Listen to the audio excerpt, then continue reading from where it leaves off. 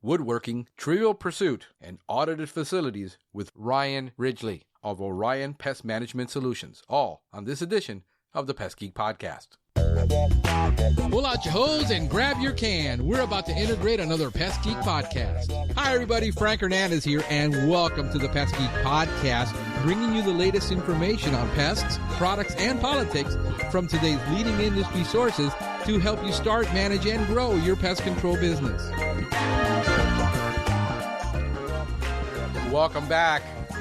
Welcome back to another edition of the Pest Geek Podcast. I am your host, Frank Hernandez, here with you every week discussing all things pest, everything going on in the pest control industry. And we have an exciting podcast for you today. But before I do that, I mean, have you been out, I don't know, in the Midwest, anything like north of Florida? We've got tornadoes. And we don't usually get tornadoes. We got one. I was actually outside last night. It was really windy, and I was, just sitting outside, and I was actually enjoying a cigar. And I was on my tablet, and I kept getting every 5 minutes an alert that we've got a tornado warning here, and a tornado warning there, and a tornado warning everywhere.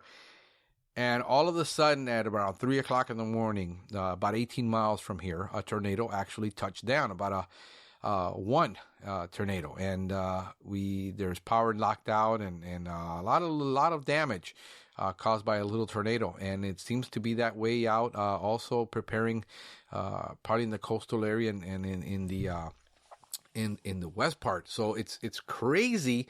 We're getting tornadoes in places that we normally don't get tornadoes. This is not known as Tornado Alley. This is more Hurricane Alley. But in any case, I hope you're doing well. Hope you're safe. All the spray guys that are out there today in 15. I was out driving, and I was on the highway, and the wind gust literally would make my car almost want to switch lanes. It was so windy. So if you're out there and you're a spray guy today, no spraying. Florida law is 10 miles per hour, even if the label says 15. Good luck trying to spray a palm tree today. You have to go 3 blocks down and then start spraying so you'll get it on the tree by the time it gets there. Other than that, I want to thank a bunch of people that I owe some thank yous to for listening to the podcast and for sharing and for liking everything that we do. Michael Bosco, president of Safe Haven Pest Control in Dallas, Texas, liked our podcast. Thank you so much for liking. The last name just reminded me, Bosco, of Bosco syrup. When I was a kid living in Jersey, I used to have that, and then all of a sudden we moved to Florida, and you couldn't find Bosco in Florida. So after years, like 2 decades later, I finally find a bottle of Bosco. But it's no longer in a bottle, it's in a squeeze bottle. And I used to come in a little long glass jar that you had to stick the spoon in there to scoop it out. And it just brought back some childhood memories. Also, a special shout out to Steve, Sarah Walters, Springdale, Arkansas. Yes, I owed you a shout out because you liked the podcast and I never mentioned you. And I was on a thread in one of the threads. And we were talking about actually certifications and things like that, and I guess he does audited facilities also, and told me about everything I ever did, and I'm like, dude, you know me better than I know me. So thank you for the kind words, for listening to the podcast, religious listener, folks. So thank you for that, and also Frontline Pest Management at Frontline Pest MG. Out of the great state of Indiana, where Amber Waves of Grain. I remember living in the Midwest and seeing the license plate Amber Waves of Grain. And so now from this day, I just have, every time I think of Indiana, there are these fields of grain just swinging back and forth in the wind, for acres and acres. And all you see is looking out into the ocean and seeing just acres. That's the vision I have of Indiana, because I only went once to Indianapolis when I was there. And I did some business over there with selling, and I went to Indiana. So, yes, also Mike Pence, our vice president, is from there. So, thank you for listening to us in Indiana. I really appreciate it so much. Also, iTunes reviews. Hey, if you're anywhere near and you can hit a review button, whether it's on iTunes, you're listening to us on Stitcher Radio or Podcast Addict, lots of listeners. Probably next to iTunes, where we get listened to, is Podcast Addict listeners. So give us a review there. We would greatly appreciate it. Reaching out to all the conferences going all around the country. Talk to the people that they would put these conferences on audio so that people who can't afford to go can go. I'm getting ready to teach 2 classes down here on the 2nd and 3rd. I'm going to be doing best management practices class, and then I'm going to be doing a GHP insects class in the following day. And I'm going to try to put those on, at least on Facebook, record the class. I recorded several of those before, and I'm going to try to do that and get it out there because I think it's important. If we're giving out a class, give a free class to whoever can't make it. I mean, yeah, you're not losing anything by doing that. You're doing a lot of goodwill and getting a lot of people to like you. We live in a social media content world. If NPMA, I recommend one word to you, Gary Vaynerchuk. Check him out, and you can learn something from him. You guys that are out there that are wanting to hoard the information, I would suggest you listen to him. Gary Vaynerchuk. Yes, very long name, but I would highly recommend. Also, if you want to join the conversation, 707-395-7378 is the number, and you can join the society at www.pestgeekpodcast.com, all one word. We got a free membership section. I'm trying to get some content in there because I got some really neat stuff that I want to show you guys that I've done in our business, and some tools we've made and things we've done to there are tools that are not available on the market for us to use for the kind of work that we do, the highly specialized work that we do at our company. And I'm going to put some stuff and, so you guys can see, and you can make some of these tools yourself very cheaply. And we've got some, I've made my own I made my own with I think it was a $12 1 gallon sprayer. I made my own foamer. So if you don't do much foaming and you want to make a foamer, I'm going to show you how to do it, put it out there, and also how to do crack and crevice equipment. If you don't have $200 to spend on crack and crevice, hey, a lot of people out there want to try it. They don't want to put up the money. Great way, if you're not doing a ton of it, just to try it out and see if you like what it does for you. And also, I made my own dusting unit, power dusting unit.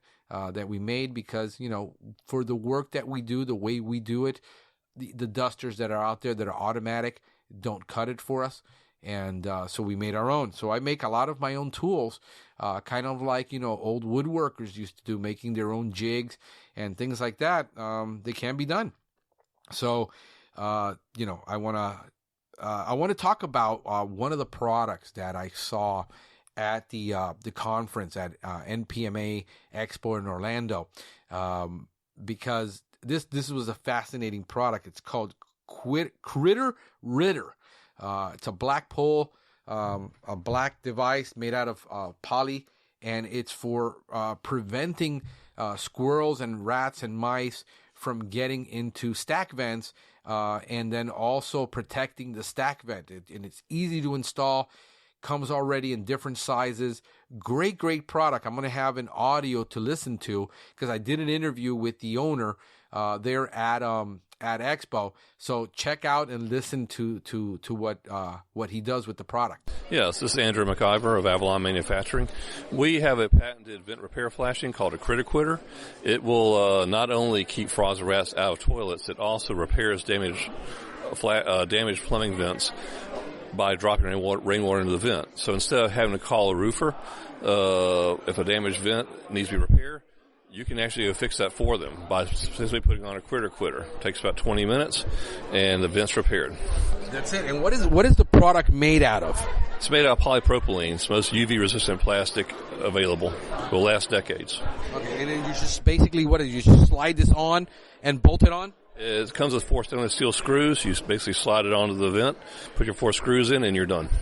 So it takes you longer to pull out the ladder and get up on the roof than it does to fix it. Pretty much it. We pre-cut them to 6-pitch normally, which is the normal size for most Florida homes. However, if you have a custom pitch you need done, we'll do it for you for free. Wow. Okay. And you got a website? Yes, it's critterquitter.com. That is awesome. All right, man. Thanks, you guys. I'm going to go ahead and put this on the podcast. And it's really exciting because I know I get a lot of guys that are doing exclusion work and doing squirrels and things like that. So this is a really cool product. Thank you so much. Thank you. And in the book of the week, I wanted to talk about a book that was recommended to me by, a person that I met online with in one of the chat groups, in one of the private groups, and recommended this book to me. And then I had another person just last week recommend me the same book.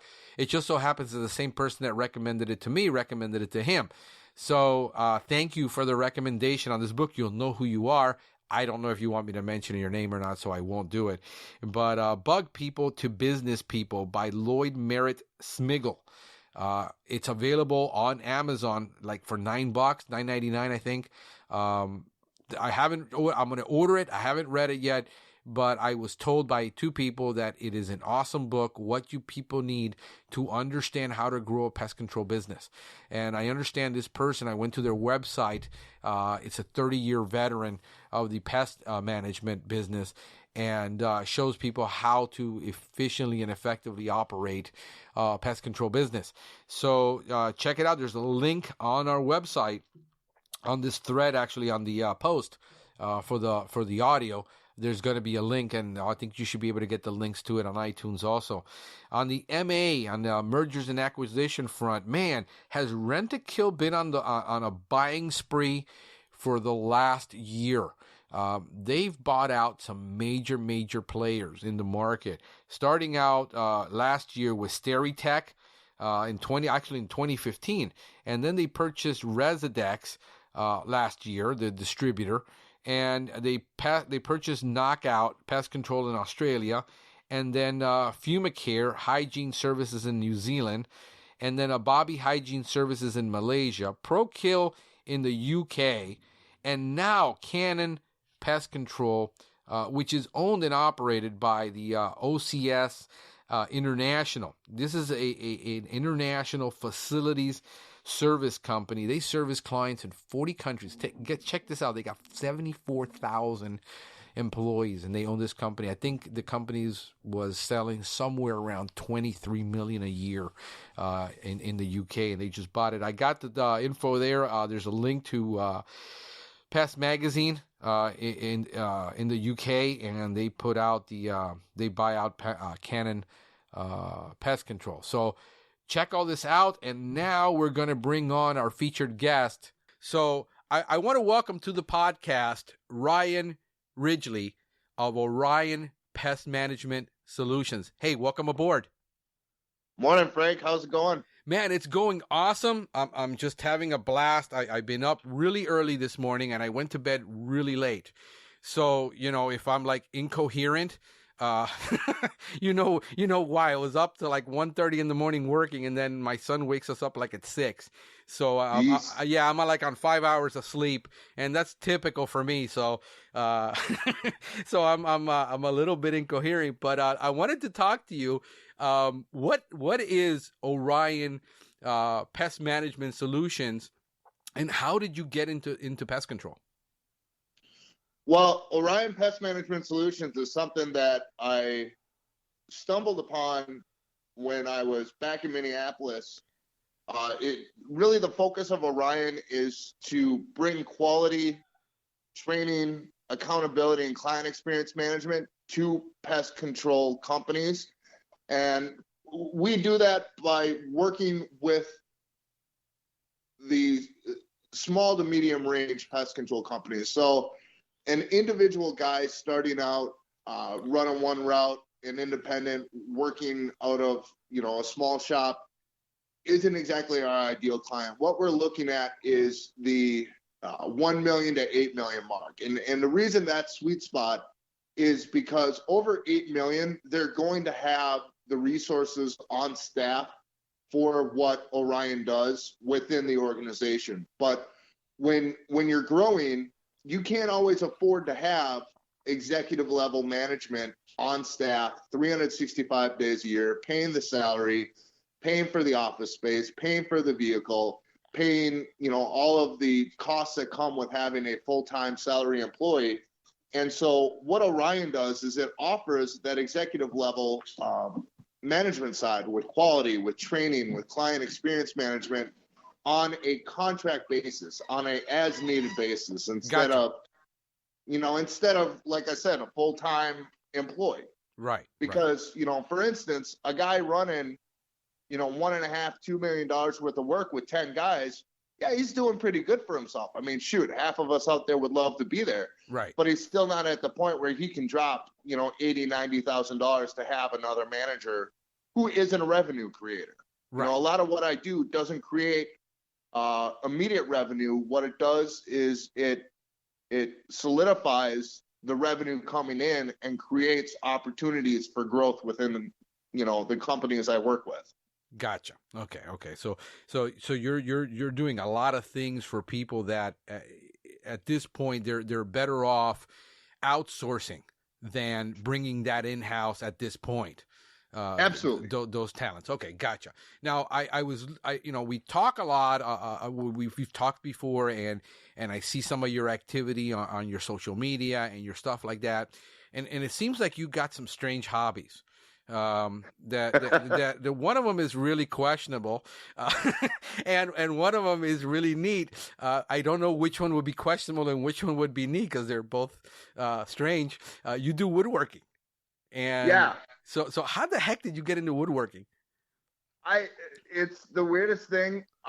What happened was probably 5-6 years ago. A really good friend of mine from high school was having their first kid. And he is in ministry, and I don't know if you know a lot of people in ministry. Yes. But they're not the highest paid industry out there. No. So, they're almost about right. I think just above pest control. Yeah, absolutely. Well, because he and his wife were on a stiff income and not having a lot, he was looking at some of the costs for infant furniture, dressers, changing tables, cribs, stuff like that, and he was just starting to stress out. So I said to him, hey man, I spent a lot of time with my dad in his wood shop. I picked up some tricks because what he was doing is he was really having a hard time convincing himself that he needs to buy a changing table. He was like, I don't understand what the big deal is with a dresser that you can change an infant on, because that's all it is. I said, well, let me steal your dresser for a week, get it back to you, and see what I can do.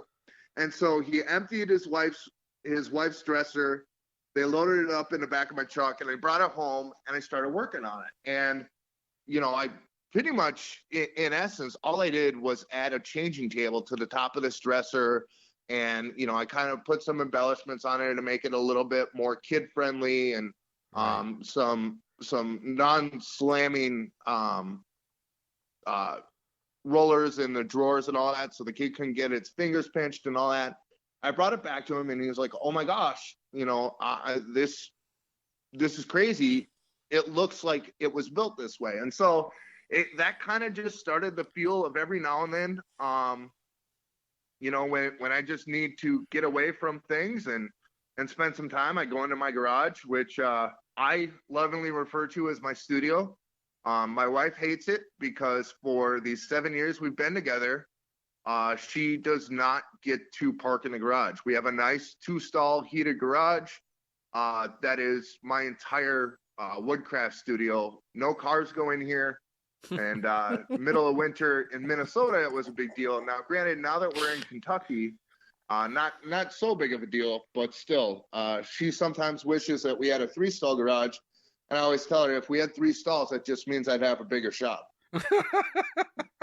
Well, hey, at least you're using your garage for a shop. Most people's garage is used to have stuff in it as storage. Yeah. So I walk in the garage and said they park all their cars outside, and I said, you've got a 3-car garage. And then I look and said, oh, I understand. Mm-hmm. So at least, at least you're making use of it.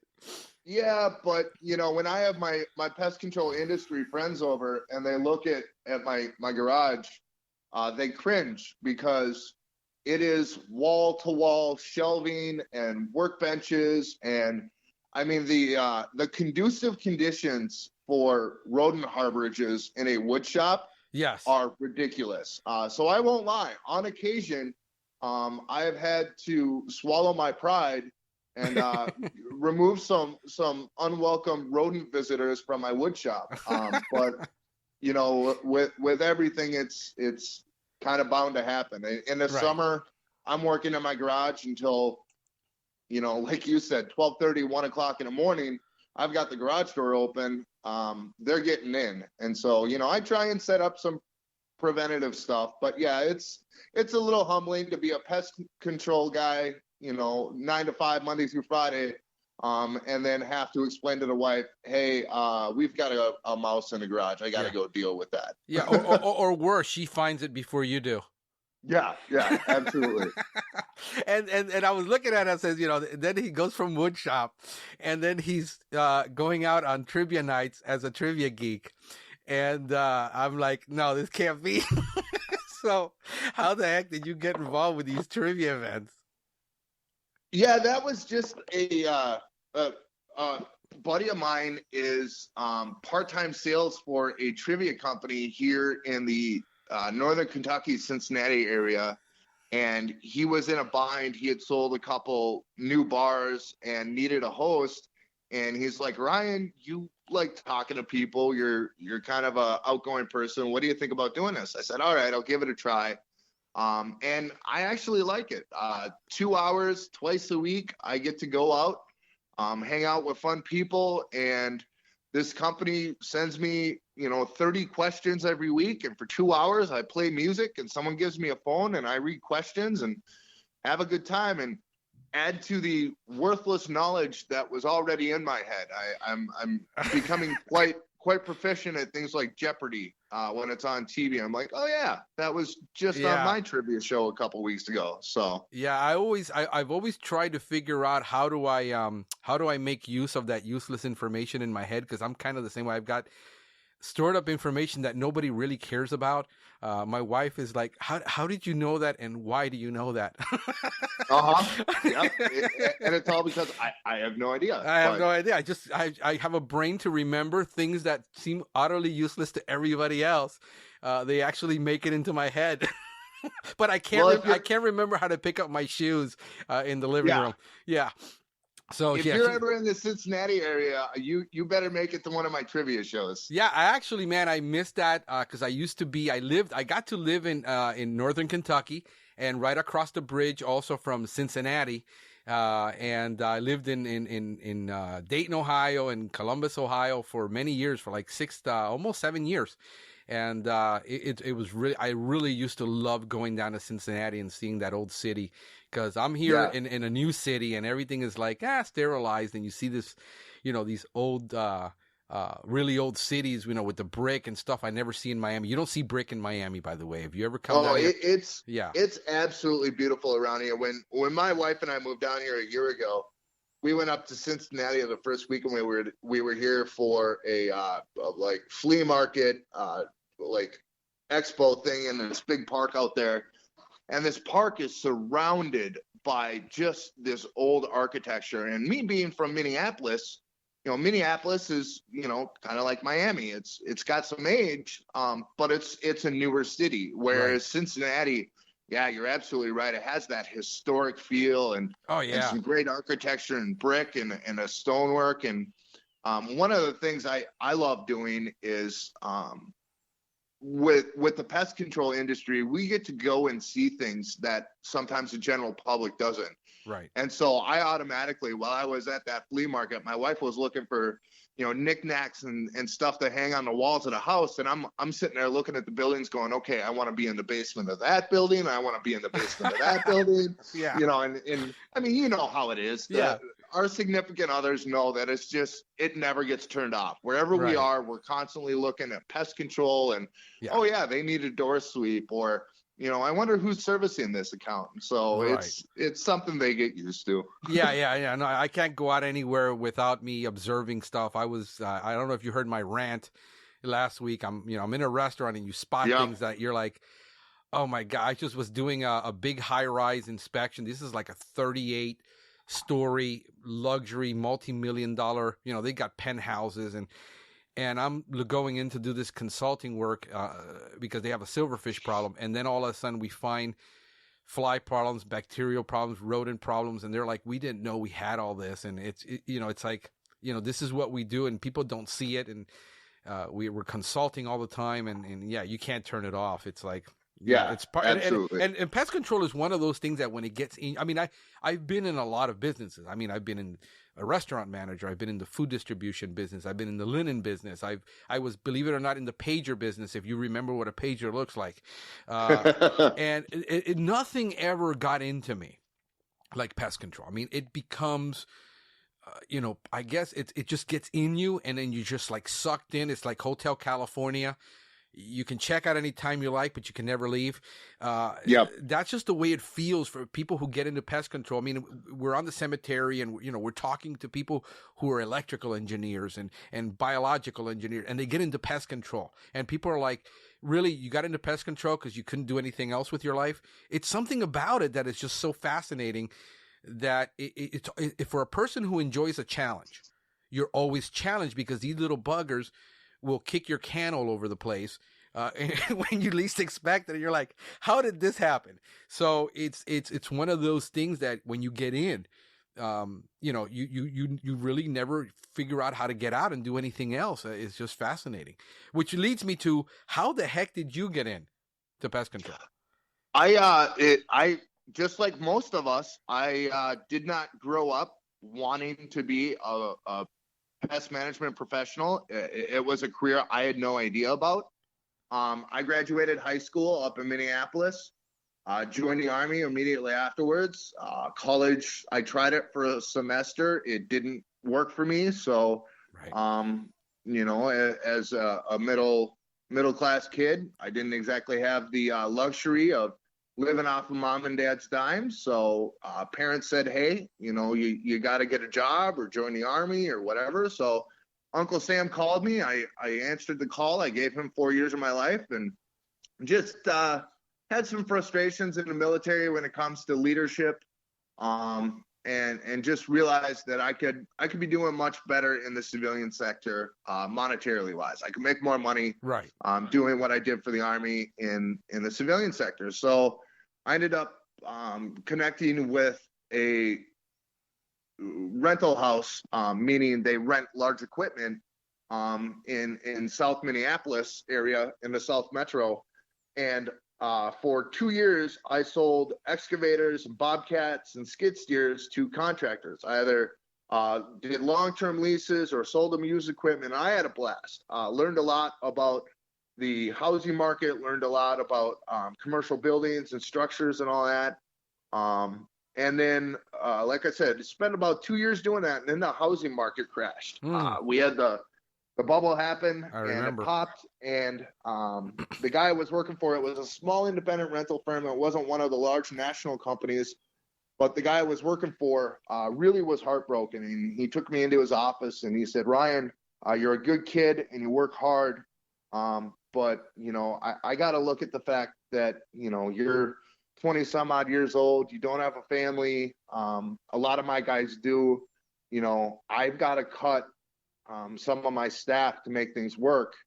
Because again, if the housing market crashes, people aren't building homes, people aren't building buildings. They're not needing the big equipment to get that done. So we were looking at some financial cuts, and he had to let me go. And he was a great guy about it. I'm still friends with him today.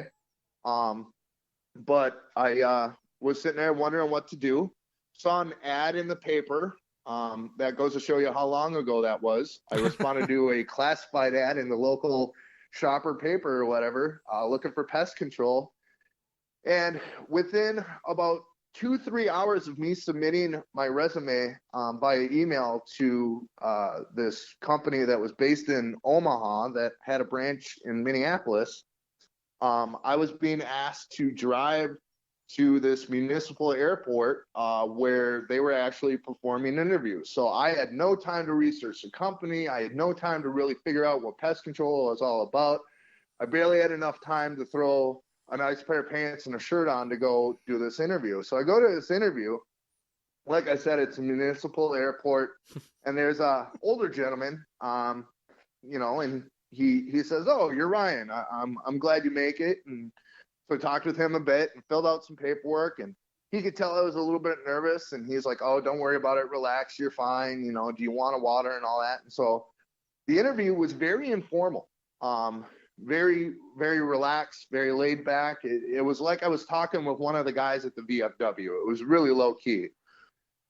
So at the end of the interview, he gave me his business card and said, "You know, I'm just a manager around here. I don't make the absolute finishing call. I'd have to talk to the district manager and let him know my thoughts. But you should be getting a call in a day or two for a second interview." I'm like, "Okay, no problem."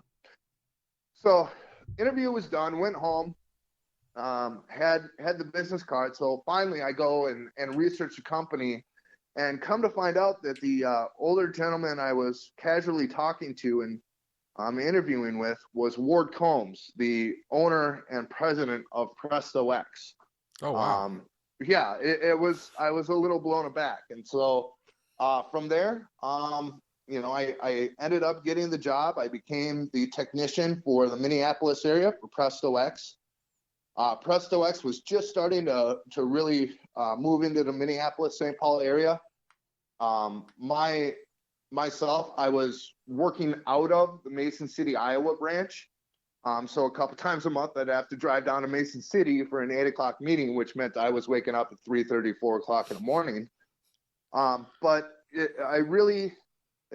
Two things I learned during my time at Presto X was, one, I was stupid and childish. I got overwhelmed at the time and had a lot going on. And instead of asking for help, I made some very stupid mistakes as a rookie, young technician, young kid who didn't know any better. I ghosted some tickets, and about a year and 3/4 to 2 years into my time with Presto X, my district manager showed up at my apartment and told me to hand over the keys of my truck. And I was heartbroken. And, you know, at the time I was very angry, acting like an immature, 22, 23-year-old kid, blamed everybody, you know, about the problems and what happened. Right. And it wasn't until about a year after I left Presto X that I really started realizing how bad I screwed up, and what I gave up. My first full year at Presto X, I had ended up making around $80,000, which for a 23-year-old kid, that's fantastic. You know, now again, as a 23-year-old kid who's making $80,000 when I had a $700 a month rent payment, that money went straight towards things that it shouldn't have. I still, you know, kind of beat myself up today that I made all that money and I have nothing to show for it. But you know, it was a great job. And so for a couple years, I was working in the lawn care and landscaping and snow removal business, because I was kind of A, worried about my non-compete with Presto X, and B, worried that, you know, people would find out that I was this horrible, god-awful, you know, liar and cheat who had ghosted tickets, and I thought I was ruined for the pest control industry. So yeah, for 4 or 5 years, I worked in lawn care and snow removal, and then finally, I was getting very sick of the kind of insecurity that came with lawn care and snow removal sales. A lot of owners and managers were wanting, you know, $200,000, $300,000 in new contracts. The first year you're out selling, and I was only selling maybe 100, 120. And I was hustling. I was trying hard, but you know, it was one of those that you got to build those relationships to get those large contracts. And so I just felt as if working for small independent lawn care and snow removal companies wasn't a good fit. So at the time, the woman who is my wife now convinced me to apply for a pest control job with a large regional company in the Minneapolis area, Adams Pest Control. Ended up applying there, got the job, became a commercial applicator for them, and within 12 months of working for Adams, I had been promoted to service manager, led a team of 6 techs I was in charge of, service manager / lead technician. But yeah, I had 6 techs out of the 50 some odd technicians that were in the company. I had 6 commercial technicians, and I was helping with training and quality and, making sure that their inventories were good and that their routing was getting done and all that stuff. And then 12 months after that promotion, they approached me about becoming full-time quality assurance auditor, where I would go around, visit the accounts that were being serviced and make sure that the guys were doing the work that our customers were expecting and doing it to the Adams standard. And I absolutely love that. It was a combination of not only, again, making sure that the work's being done right, but then, if there were issues or concerns at a certain account, I would go back to the technician or the technician and their service manager and say, hey, you're doing really great on this aspect, but you need some help here. Let's carve out some time next week where I can ride with you and do some ongoing training and help you improve as the technician. And that was really, really great work. I really liked it. And then, let's see here, probably January, February last year, I was approached by a company in Northern Kentucky, Cincinnati area, who seemed to have a bit more promise and opportunity for me. And so my wife and I, after some debating and a visit to Northern Kentucky, decided to come out here and give it a shot. Unfortunately, that situation didn't work out. But, again, I'm a big, strong believer of everything happens for a reason. And so that's why right now I'm focusing more on Orion Pest Management Solutions, because one of the concerns and issues that was present in the past couple of years of my career in this industry was that what I do is not necessarily a revenue producer. So it does become very expensive to have somebody full-time doing the work that I'm doing, but these companies need it done. And so that's where, again, Orion was born out of the idea that instead of trying to convince, these $1 million to $8 million companies that they need to hire me on full time, pay me a salary, give me a truck, give me office space, give me equipment and tools and all that, hey, I've got everything I need to do the work. I don't need to be a full-time employee for you. I can help you out as needed, and go from there. So that's kind of been my journey in pest control so far. So let me ask you this. When you were with Adams, you were doing, because you mentioned you were doing these audits and working with the facility. We've heard a lot about audits and doing that, but most of the people in the pest control business don't understand what that is or who the clients are in that type of environment. What is an audit? What did you do, and what kind of facilities did you work in for this? Well, as a quality auditor for a pest control company, what I did was a majority of going out, visiting the accounts that were being serviced. Normally, I'd visit them within 24 to 36 hours of being serviced, and then again check and follow up with what the guys in the field were doing to make sure that it was to the standards that the company expected and the client expected. Now, a different aspect of that, and a completely different run, is while I was also the quality assurance auditor for Adams Pest Control, and I did that work here in Northern Kentucky, one of my other kind of niche job duties was doing third-party audited accounts, and I think that's what you were going for there. Third-party audited accounts to the pest management industry are accounts that are regularly audited by a third-party organization. Okay. Companies such as like BRC, AIB, Silica, those are some names that you'll sometimes hear out there as third-party auditors. Okay. Their job is not the same as, say, a USDA or a FDA audit. Those are very different audits. What AIB or Silica or SQF are going to do when they come into a site is to make sure that manufacturing center or that warehouse or that distribution center are following the GMPs, making sure that they're within regulation of the global global food initiative, Okay. HACCP regulations, stuff like that. The easiest way to explain that is to use an example of, say, a worldwide fast food chain. Now, I won't say who it is, but I'm sure everyone can assume who I'm talking about here. Okay. Let's say you run the world's most popular fast food hamburger company. Okay. And your company decides that you're going to start offering a product that's served in a small flour tortilla. Okay. Now, instead of your corporation making the flour tortillas, because that's not what you're in the business of. You're in the business of providing fast food to company or to consumers. Okay. Instead of making the tortillas yourself, you're going to hire regional companies to make the tortillas for all of your stores within, say, a 3-state area. Okay. Well, so now you have multiple tortilla manufacturers around the United States, and you want to ensure the consistency of the quality of your product. You want to make sure it's being made safely. You want to make sure it's being manufactured in an environment that is not conducive to disease and pests and all that stuff.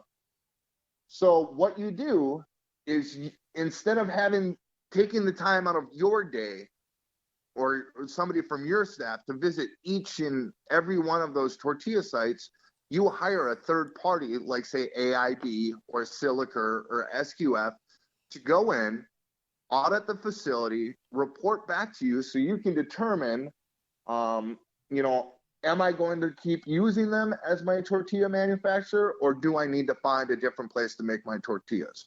That's really, in the simplest of terms, Right. what a third-party audited facility is. It is usually a manufacturer, distributor, warehouse of food grade consumption materials, cosmetics, and in fact, actually, I think AIB has even branched into, they're starting to audit retail facilities. So there's constant change in that market, and like I said, I mean, we could spend 4 hours really diving into what exactly a third-party audited facility is and how these third-party auditors work. But the general idea of it is, a third party is out there to ensure that the product that the customer wants being made is being made to the standards that customer has, and that it's being made safely and within the guidelines that are necessary for that. Okay. So in the case of any manufacturing, whether it's food, whether it's cosmetics, whether it's pharmaceutical, they're getting audited. And I'm sure that in all these facilities, there's a pest control company. Yeah.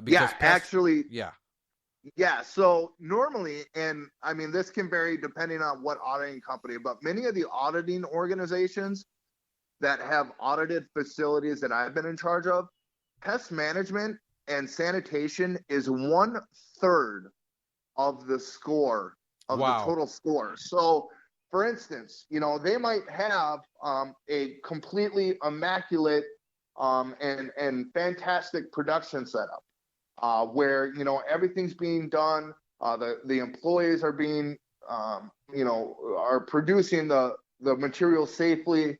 But so on the rest of the score, the other 66% of what they're being audited on, they're getting 100%. But if they have a pest issue, or their pest management company isn't performing to the standards, or doesn't even know what those standards and requirements are for a third-party audited facility, now that 100%, because a pest control company is failing, is down to 66%. And third-party auditors don't grade on a curve. Just because you got 100 here and 100 there and 25 in pest control, you're hurting. And I've been sitting down with QA managers and plant managers, having to explain to them why my score was only 97, 98% instead of 100. Wow. Yeah. No pressure. Not at all. Well, that's Now- actually encouraging, though, because if you know you have a facility that's being audited that way, you can feel from the consumer perspective that that product is a great product that's coming out of there. I mean, that has to be, it's a pain because you're a pest control company and you're getting graded too. But from the consumer perspective, it's a wonderful, wonderful thing to have. Yeah, and I've heard guys say, well, I'm not going to touch third-party audited facilities. They're too much of a headache. There's too much capital needed. There's too much time needed.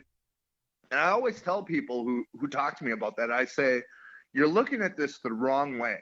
A lot of these third-party audited companies or third-party audited sites have such frequent need and requirements for service that, you could be talking tens of thousands of dollars in annual revenue from that one site.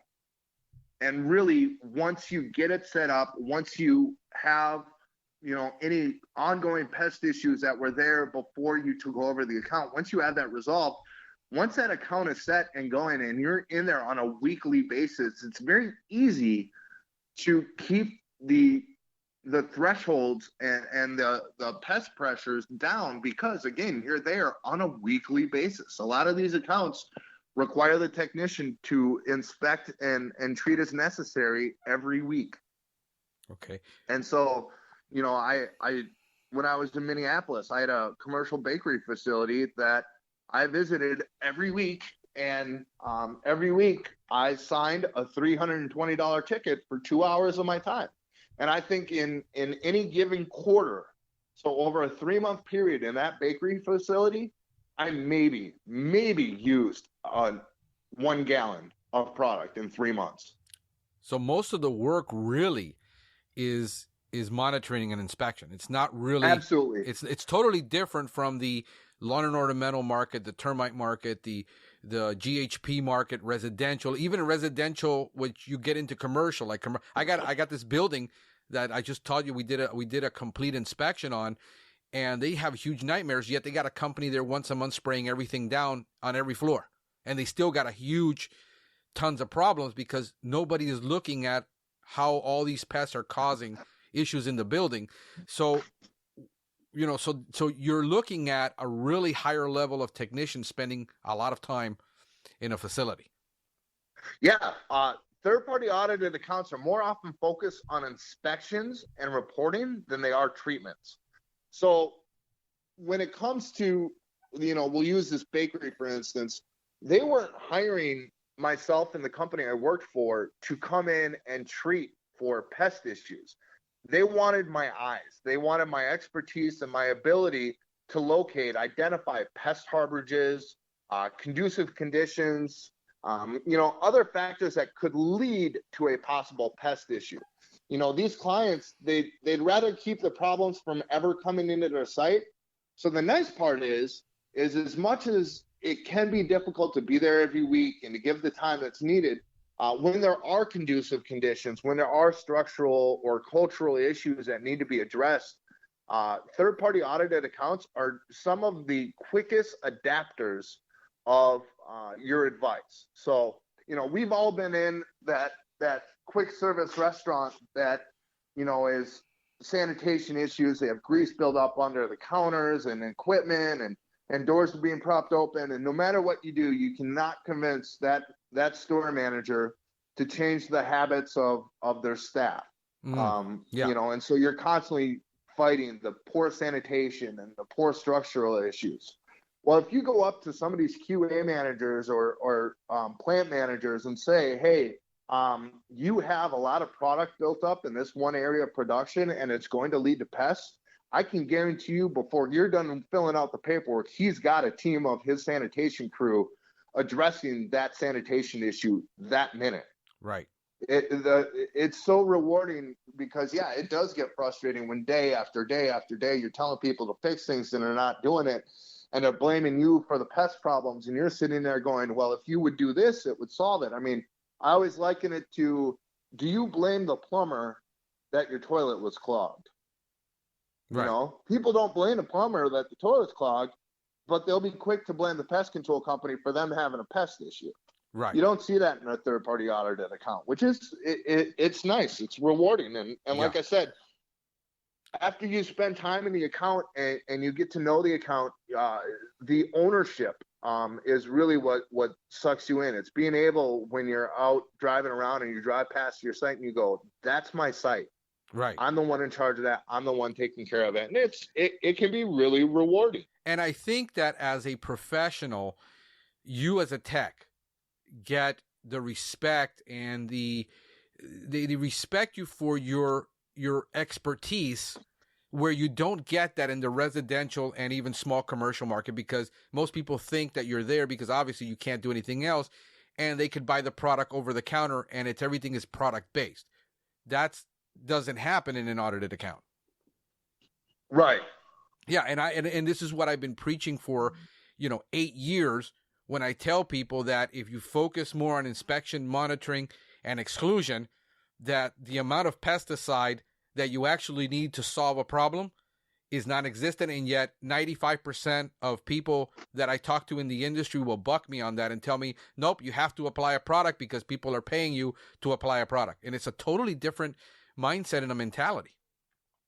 Yeah, it's like I said earlier, on some of these accounts, I was lucky to use a gallon of product within that month. And it wasn't because I wasn't doing my job. It was because it's just not needed. Right. Now, granted, and there's been a lot of discussion in the online groups and the Pest Cemetery and other online groups about, baseboard jockeys and all that.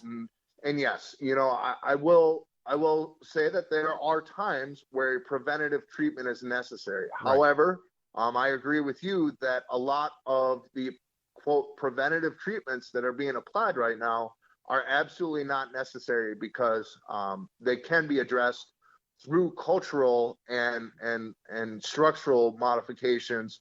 I always joke that all of us will be out of a job if the world starts doing two things. You and I won't have a job anymore, Frank, if the world cleans up after themselves and fixes what's broken. if as a world, as an entire populace, we decided that when things are broken, we're going to fix it, and we're going to clean things up when there's spills or sanitation issues, you and I don't have a job. Right. Because pests can't continue to be present without those conditions. Right. And so, and I just listened to a podcast a couple days ago, and there was a gentleman on there saying that, a lot of people will come to him and say, what material should I use for this specific pest? And he said, his first answer is always, do you need to use a material? Right. And this is a very well-respected, leader in our industry. And so it's refreshing, because sometimes, you and I have had private conversations where we'll talk about the quote old guard and how they're, right. Pigeonholing this industry. But it was refreshing to see somebody who has decades in this industry say, do you need to necessarily spray for ants? Right. Not every time. Sometimes it is a matter of getting out that tube of silicone and, sealing around that one area that they're coming in. Right. So let me ask you this, because obviously you're getting, a lot of people are going to get into audited facilities, and they're wanting, hey, this is something, a new revenue stream. This is something we could possibly do as a company. And, when going into these facilities, because I know that every time I get into a new business or a new avenue or revenue stream, there's pitfalls, there's mistakes that you make. And this is not one of the places that you want to make those mistakes. What would be like the common inexperienced tech makes when he starts to get into this business or get into these facilities that bites him in the butt every single time? I think the two most common mistakes I see is assumption and lack of requesting help when needed. So the first one with assumption, a novice technician or a green technician, whatever you want to call them, I see it so many times in our industry. These guys come in, they're new to the industry, they're new to the science that is in our industry, and they don't want to be known as somebody who doesn't know what's going on. They don't want to be bad at their job, so they'll make assumptions. And those rookies, I guess, are concerned more about coming off as knowledgeable and experienced to not only the site contract, but their supervisors, their fellow technicians. And so they don't realize necessarily a large issue that might come up that, say, a veteran technician would. An example of this is a technician I was training was having a small fly issue in a baking facility here in northern Kentucky. And this bakery's been battling this fly issue for, almost 2 years by the time I had come to the site. And the technician assumed, since they were small flies, that the drains were an issue, and that they had to get control of the adults by fogging parts of the facility where the flies were being seen. And so for 2 years, every week after the second shift left for the week on Saturday, this technician would fog the storage areas and parts of the production area with ULD BP 100, which is 1% pyrethrum, 5% PBO. And of course, this didn't really solve the problem. It wasn't until that tech and I took a full 8-hour day on a Sunday when the plant was down to really dig deep and inspect. And we took apart equipment and we looked into walls and floor cracks and seams and inspected drains. And we finally solved the problem.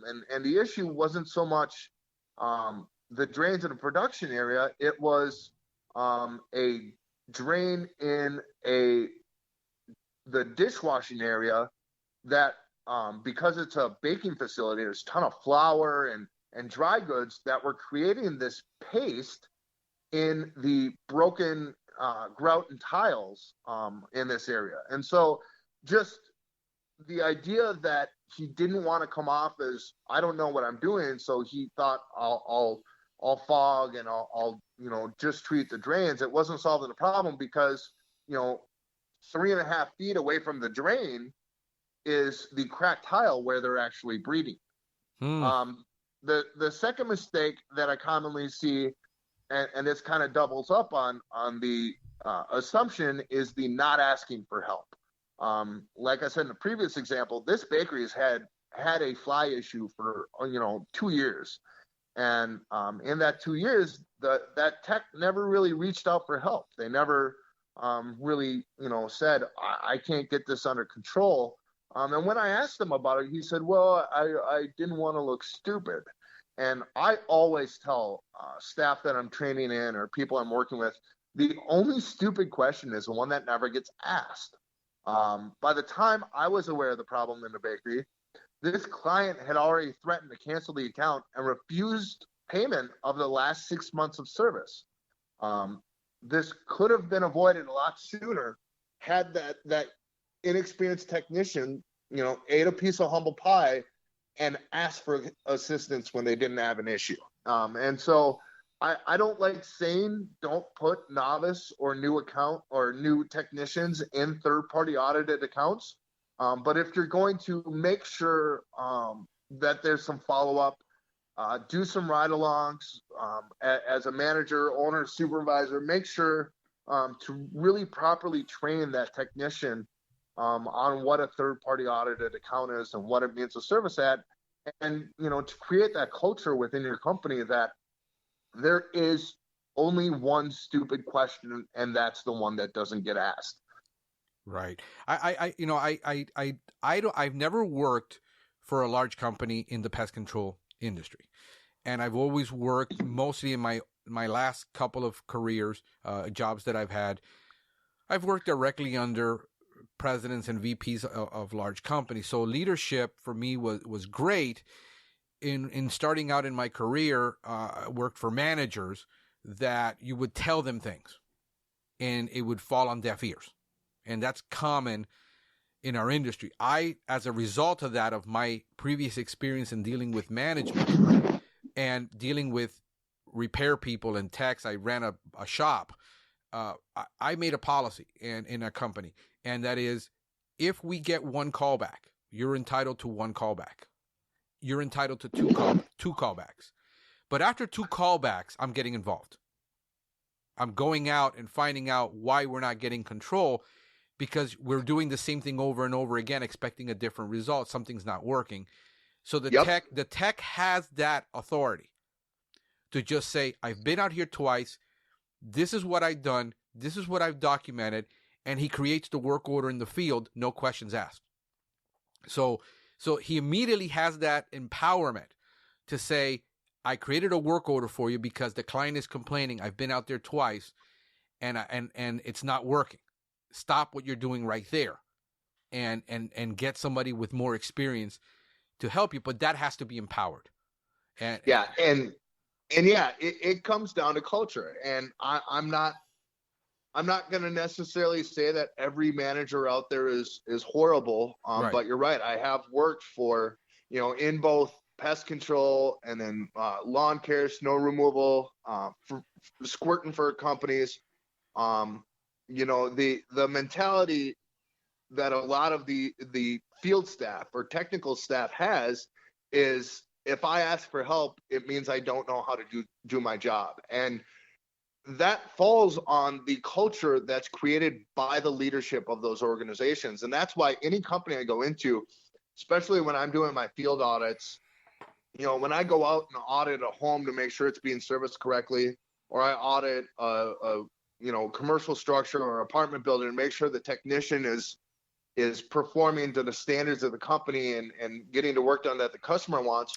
One of the requirements I have is that what I'm doing, the results of my audit, are never to be used for write-ups or for termination.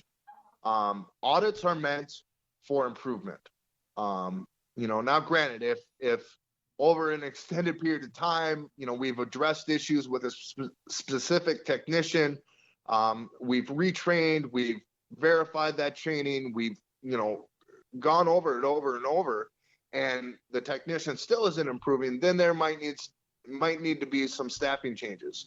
But, I completely agree with you that there needs to be an open culture of, hey, I need help, and can you come help me? Otherwise, expecting, our industry is always changing when it comes to materials and products and equipment. Right. And even the pests are evolving. And without having that culture of being able to say, I need help, can you come help me?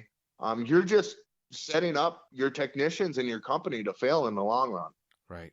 Yeah, no. Or at least that's my belief. No, I've seen it. I've worked, like I said, for great leaders who empowered, and we sit down every single morning, once a week, and we discuss what happened that previous week, the issues, the challenges, why we didn't close this deal, why are we struggling with this account, and inevitably they were always, never did the work for us, but inevitably gave us, this is what I would do, try this. This is what I would do, try that. At least, get involved, but it was that openness that we could come in and say, I can't get this done. I'm screwing up and I don't know why. And you don't get chastised for it. And I think that's a culture that a lot of, especially with, small owners, that's a constant problem, because they're expecting for somehow your 10 years of experience or 20 years of experience or 30 years of experience to transfer. And it doesn't. It doesn't transfer. But so let me ask you this. I'm going to turn the tables on you. I deal with two types. Like, we deal with the novice, and then we deal with the guy who says, I have 30 years of experience. And it almost like he's incapable of screwing up. And then we constantly find screw ups. And I think that's a harder issue to deal with than the guy who's new and says, yeah, I don't know much. And he admits he doesn't know much, when you got a guy who's been doing it for 30 years and still decides he wants to do it the way it was done 30 years ago. What are the common mistakes that you have to deal with veteran technicians? I think the biggest one, and often, like you were saying, more disastrous. We can deal with the technician who doesn't ask questions. We can deal with the technician who might not ask for help right away. But one of the larger issues I see in this industry is complacency. With all the publications and changes in science and formulations of products, we are constantly evolving every day as an industry. And some of the, as I refer to them as old guard, will refuse sometimes that change. And I'm not saying that they need to go out and buy every new piece of equipment that comes out here and try every new product. But even small little things. For instance, when I transitioned over state lines and moved to Northern Kentucky, was around the same time that there was the broad label changes amongst some of the rodent baits. And part of those label changes, a lot of people didn't realize, were that there were limitations on the amount of bait that can be used. A lot of people don't realize that the label for, like, say, contract or final state that for house mice, you are allowed 1 block of contract per station. You are allowed 1 block of final per station. Right. That poses a problem when we go into facilities that we're maybe not in even on a monthly basis, some of your quarterly accounts. How do you provide exterior rodent management in your bait stations with 1 piece of block?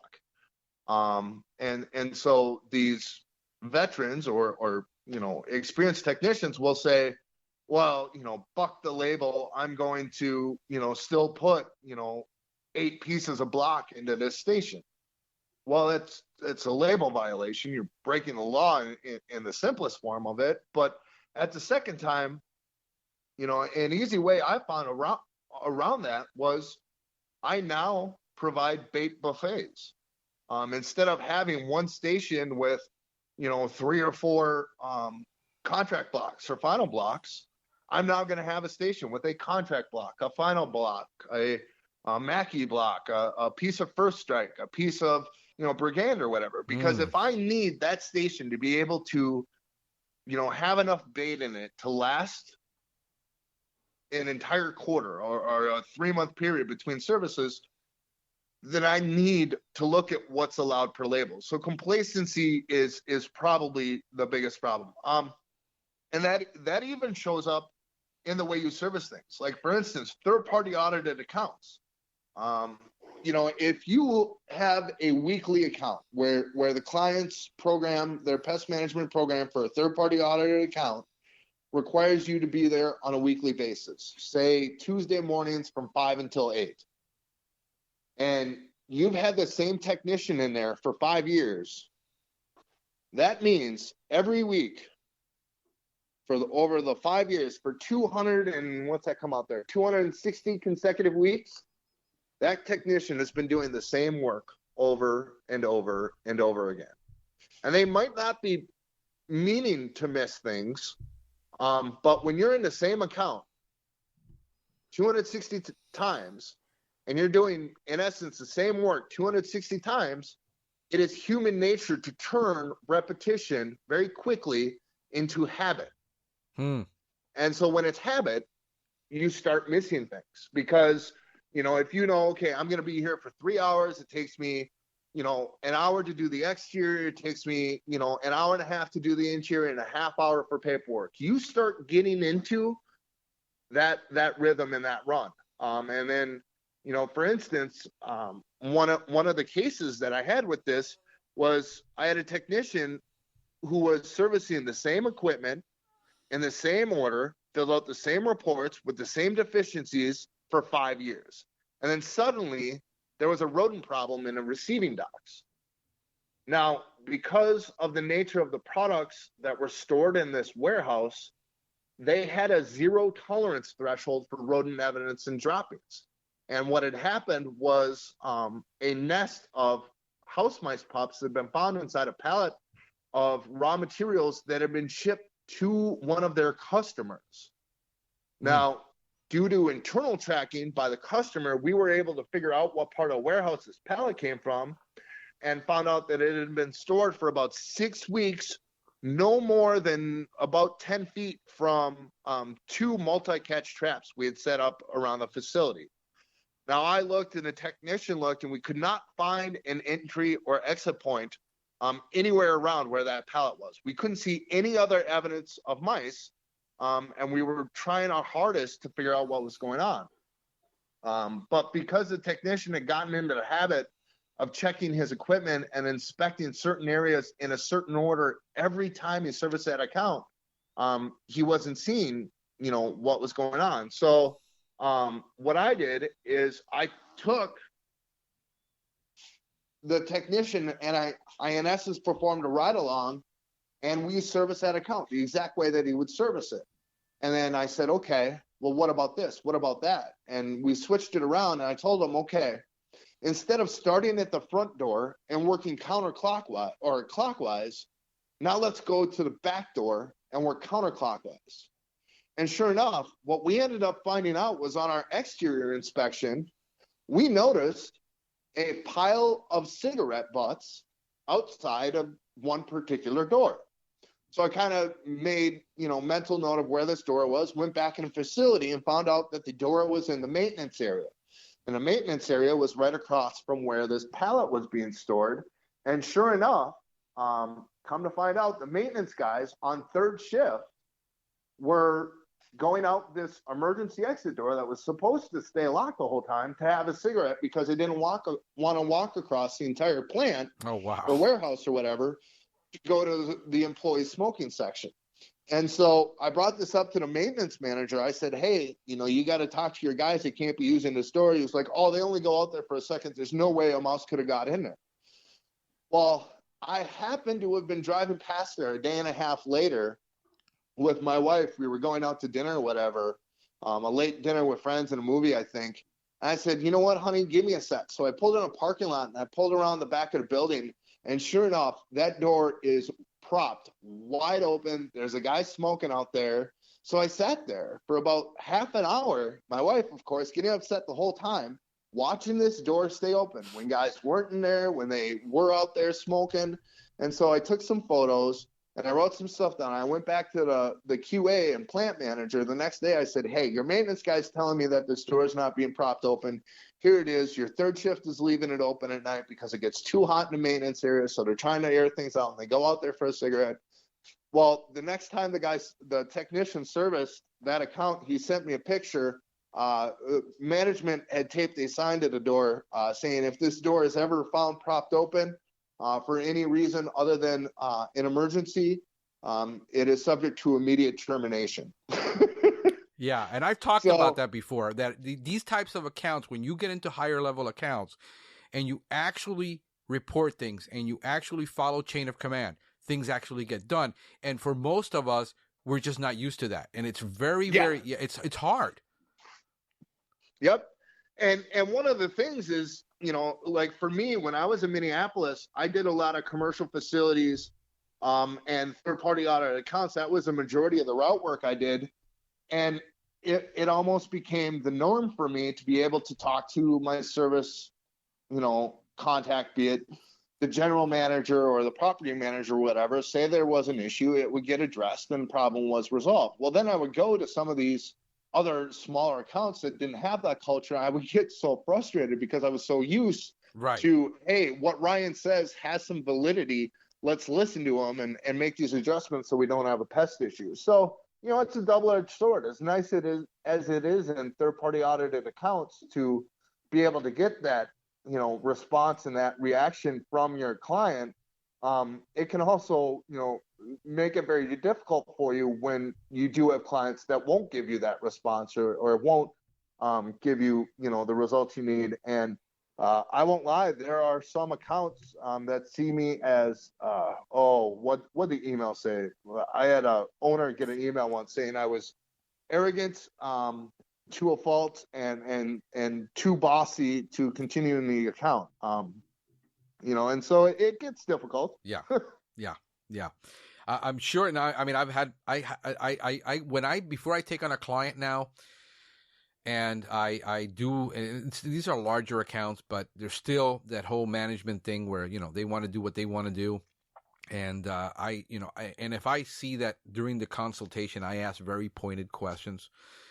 And if I see that, they're not going to, and based on their attitudes, I know that that's never going to happen. And I'm going to go, up a creek without a paddle half the time. I have to decide, do I really, as much as that account is, do I really want to take on that headache and be called every weekend and telling me that they got a problem and I should have fixed it? And Yep. And that's been one of my things, that I enjoy my peace and quiet, and I enjoy my work. And certain accounts, I said, look, you're not going to be a fit for my organization. And I gently let them down and say, I would recommend you call this company or that company. They're probably more in line with what you're trying to do. And I know that's horrible, and no owner will ever want to accept that. And a sales manager would say you're crazy. But, I've seen too many service managers with heart attacks, overweight, smoking and drinking because they can't, it drives you insane. So, it is what it is. Let me ask you this though, because I know that doing all these, I'm sure I see some of the pictures that people run into, the stuff they run into in residential accounts and the stuff people leave laying around. But I'm sure that you've had some really difficult accounts that you've had to do and difficult problems. What's been like probably the thing that made you want to start drinking? What did you come across? It would have to be that, and actually, going back to that bakery I was telling you about, with the small flies, I had a separate commercial bakery in Minneapolis, where we were, again, having some small fly issues. And even the service manager and district manager had come up and visited facility. And we had sold this bakery on, to spend thousands of dollars on drip programs for their drains. And it still wasn't solving the problem. So, and I mean, we had been battling this for months. They had drain flies, moth flies, in this facility. And it got to the point where they were starting to end up inside product and in a production area. And it was getting out of control. There were threats from inspectors and health departments that they were going to shut down operations. I mean, we were having a really hard time with this account. And so myself, some other technical staff, our QA department, and our on-staff entomologists went to the site and looked around, and we couldn't figure out what was going on. And unbeknownst to me, our on-staff entomologist had convinced maintenance to get him access to the roof. And so he goes up there on the roof and ends up finding the source of these flies in some pools of water that were on the roof next to some HVAC units. And we just didn't see it. And so, yeah, we were getting these drain flies and moth flies coming in, and it wasn't being in through the air intake. It was actually because the HVAC units had some, I guess, mechanical issues in which they had some open areas to the unit where these flies were gaining access. And then because drain flies are so light and they can easily get stuck in airflow, were then brought into the facility. And so what had happened was, after reporting the issue, they had the roof repaired. The roof was modified to improve the drainage. The HVAC units were repaired, and a pest problem was resolved. No need for chemicals, no need for additional ILTs, the drain drip system. It was just structural modifications. So two things came of that. One, our company had to buy back all of the drip drain systems. Ouch. And credit the customer because it was the right thing to do. Right.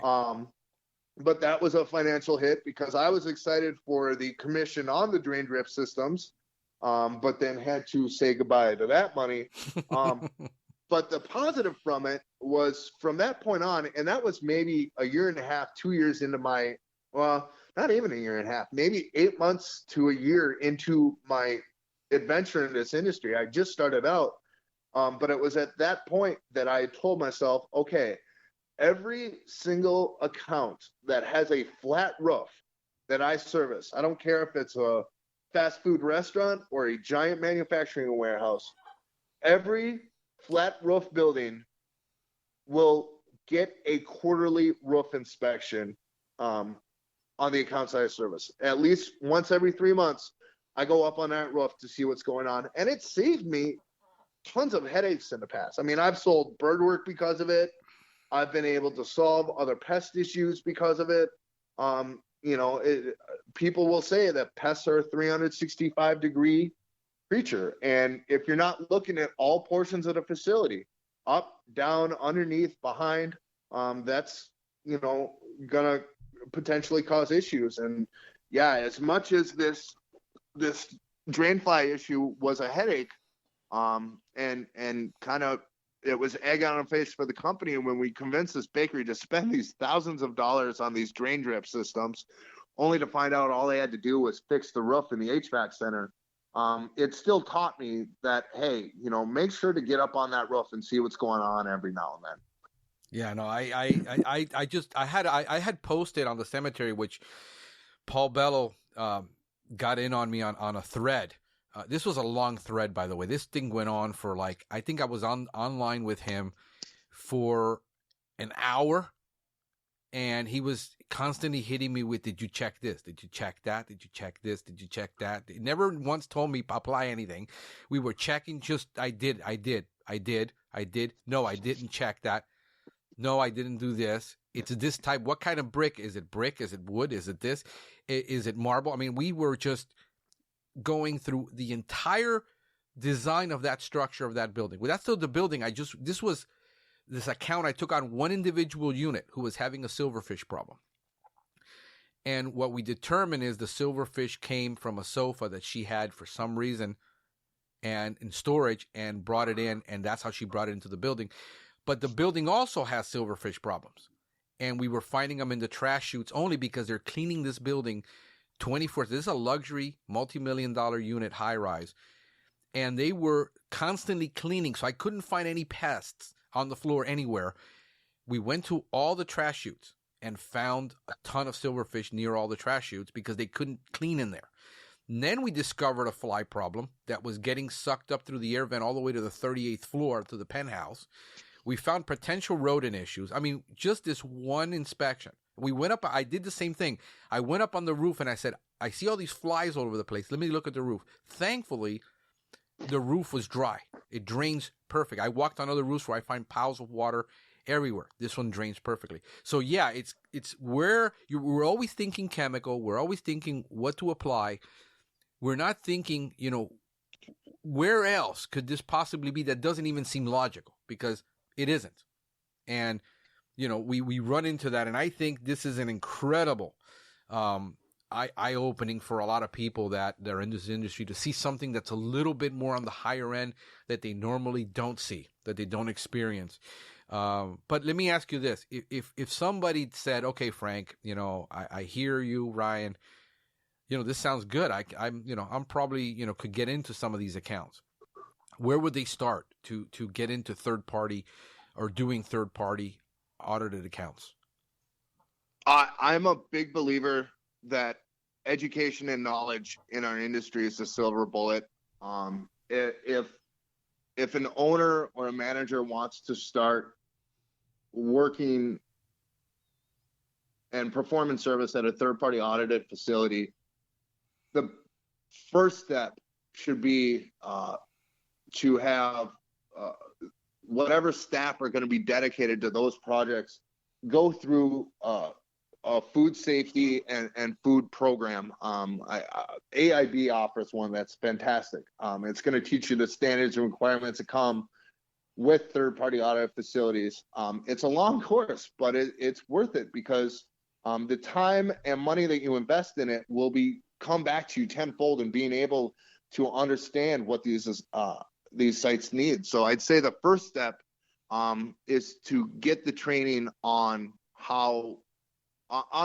what is required of these sites. So what AIB, Silica, SQF, BRQ are going to do when they come into that facility, what they're looking for. A lot of these auditing companies also have different standards across the board. One standard for SQF might not be the same standard for BRC or AIB. And so knowing the auditing organization for that account you're trying to get to is key. Unless you do what I do, I particularly set all of my accounts to the AIB standard. I personally see that as the highest standard. They have the most stringent requirements for logbooks, for equipment. And so in order to make sure that I'm compliant across the board for any auditing organization, I set to the AIB standards. The second thing I would say, if you're trying to move into this, is to understand the capital equipment costs, the staffing requirements, and the service needs of third-party audited accounts. I will stick my neck out and say a small one-man operation might not want to dive right into third-party audited accounts because, like I was saying, a lot of these accounts require weekly service. Every week, the same day, the same time. A lot of guys who are running independent shows can't necessarily give those commitments. What if you're sick? What if you're having an issue? What if you get injured on the job? That's a huge liability there. So third-party audited accounts can provide great ongoing revenue streams that lead to explosive growth for your company, but they can also bury you really quick if you're not prepared for it.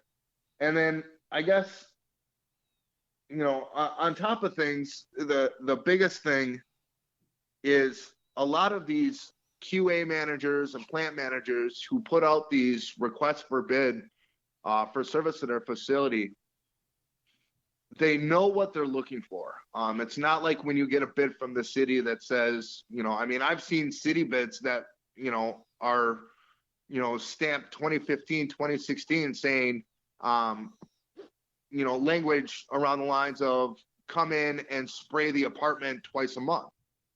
Well, you and I both know our industry has ran away from, bids like that in the past. It's very different for third-party auditing programs. You need to know that these clients or potential clients know exactly what they need. They know the requirements for the logbooks. They know their thresholds. They know what their action plan should be. And it can be very difficult for an organization that doesn't have the technical and field staff already set in place to have that ability. And that's one of the things that Orion Pest Management Solutions, as we come full circle here, right, can do is if you are serious and thinking about going into servicing third-party audited sites and you're not familiar, my majority of my time in this industry has been dealing with these sites. And one of the things that Orion offers are solutions and programs to help you develop and implement these programs into your current company so that you can succeed. I sit down and create, your food program with you so that, you can walk in and have the, 18, 20 page document explaining this is our food program. Or our third-party auditor program. This is what we do when ants are present. This is what we do to control the rodents in your facility. This is how frequent you're going to get service. This is the documentation you're going to get. These are all parts of what is required when you bid on these sites. You can't just give them a single-sided, 4-paragraph proposal and think you're going to get that account. These are hard accounts, but like I said, these are accounts that also are going to be paying you $350 a week sometimes for 2 hours of inspection. You're looking at the capital costs of, the ILTs and the traps and the bait stations. for the initial setup. But after that, really the only thing you're investing in is your time. Again, with the inspections and the paperwork and all that. And so they can be a very lucrative option for a pest control company that wants to go into it. And then actually the other thing is, and especially for smaller local organizations, guys, like I said, who are running in a certain metropolitan area, some of these third-party auditing sites go with regional bids. So, you might have 2 of their facilities in your town. Like, say, for me, I might have 2 facilities in Cincinnati, but then the same company also needs coverage for a facility in Columbus, a facility in Independence or Indianapolis, 2 facilities in Cleveland, and 1 in Louisville. Well, all of those are outside of my service area. So automatically I wouldn't be able to get the bid. Well, there are organizations out there that you can work as a group. You can pair up with pest control operators and owners throughout the country to get some of these larger bids for stuff like Hormel Foods or ABM or stuff like that. And so finding these bid groups, like Food Protection Alliance, for instance, are great to belong to have those resources to pull so that you can get those larger grain mills or production facilities or national brands. Nice. No, this has been incredibly eye-opening to figure out, other revenue streams, other ideas that, some people are wired for it, some people aren't. And it all depends on what kind of company you want to be. But I think it's an awesome opportunity to always expand your horizon on what's available, because a lot of people close themselves off and say there's nothing else available. I'm stuck in my town, nothing else I could do. There's always something you can do. You can make something out of nothing. I mean, nobody wanted an iPhone until until somebody decided to make a phone with one button. Right. So that's the thing, man. If somebody wants to get a hold of you, Ryan, what's the best way for them to contact you for something like this?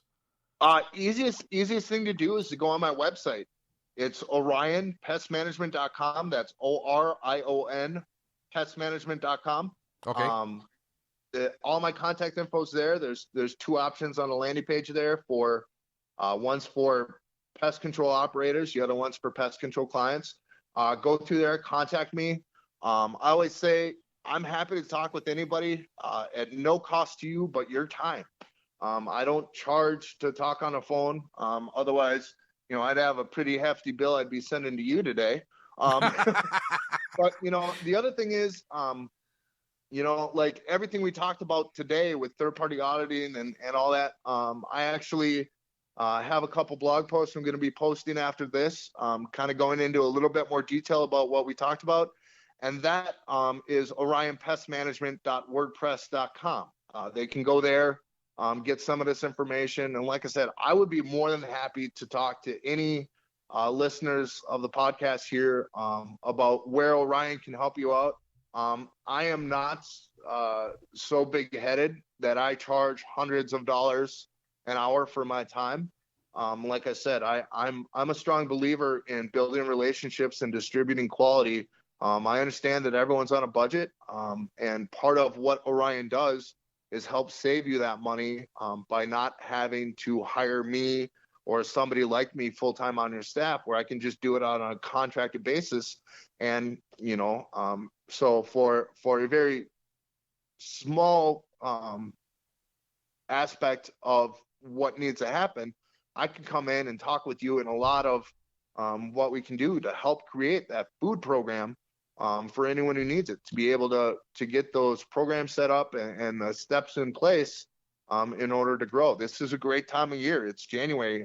People are starting to look at their budget for the year and make the adjustments as necessary. So this is a great time of year to start going into some of these facilities and say, hey, this is what I can offer. And this is what makes me stand out from, the current provider or the providers in my area. I'd be more than happy to help out. So yeah, orionpestmanagement.com. Perfect. Hey, man, I thank you so much for the time and for the insight and the conversations. I really do appreciate this, and I'm sure that a lot of people are going to appreciate this as soon as it gets released. Yeah, of course. So thank you so much. I really appreciate it.